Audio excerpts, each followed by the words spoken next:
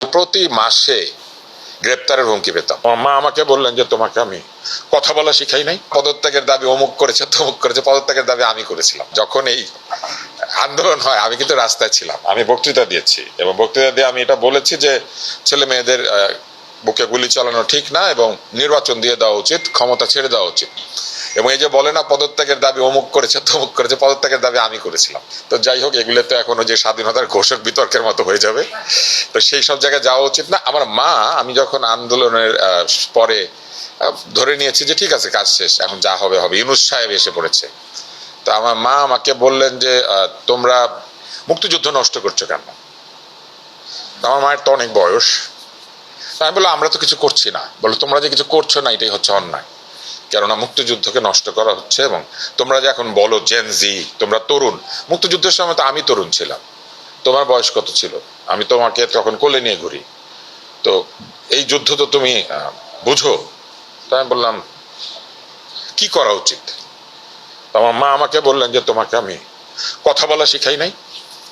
তাহলে হ্যাঁ, তাহলে কথা বলো। তো আমি যেটা করলাম, আমি 21 টিভিতে ফোন করলাম, করে বললাম যে আমি টক শোতে করবো। তো জাকির ছিল, জাকির আমাকে বলে আসেন। তো আমি একটা টক শোতে গেলাম, তারপরে দুইটা, তারপর দেখা গেল যে আমি সবখান থেকে আমাকে ডাকছে এবং আমি কথা বলতে শুরু করলাম। তারপরে আমি নিয়মিত যেতে শুরু করলাম। এরপরে যেটা ঘটলো সেটা হলো আমি প্রতি মাসে গ্রেপ্তারের হুমকি পেতাম এবং গ্রেপ্তারের হুমকি পেলেই আমি মাসুদ কামাল ভাইকে ফোন করতাম আর আনিস আলমগীরকে ফোন করতাম। আনিস আলমগীর বলতো আরে আমি কত কথা বলতেছি, আমাকে আগে ধরবে। তো আর মাসুদ কামাল বলতেন যে আরে ধরবে না, ধরলে আমাকে নিয়ে যাবে। তো কিছুদিন পরে আমি ধারণা করলাম যে আগে আনিস ভাইকে ধরবে, তারপরে মাসুদ কামালকে, তারপরে আমাকে। কিন্তু সেটা হয় নাই, চলছিল, আমরা কথা বলছিলাম। এর মধ্যে শুরু হলো বিদেশ থেকে উস্কানি দেওয়া।